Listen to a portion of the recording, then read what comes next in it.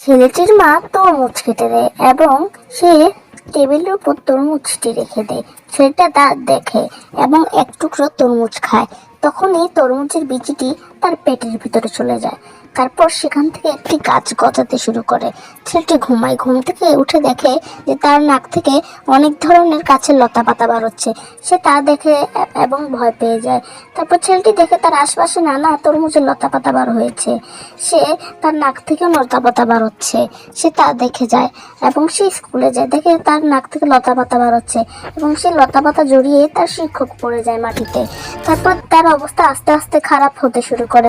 সে ডাক্তারের কাছে যায়। সে দেখতে পায় সে আস্তে আস্তে একটি তরমুজে পরিণত হচ্ছে এবং তার পেটেও তরমুজ এসে যায় এবং সে একদিন পুরোপুরি তরমুজে পরিণত হয় এবং সে দোলনা খেতে থাকে। দোলনা খেতে খেতে সে উড়ে যায় এবং উঠতে উঠতে একটি জায়গায় পড়ে যায় এবং পড়ে সে ফেটে যায় এবং সে টুকরো টুকরো হয়ে যায়।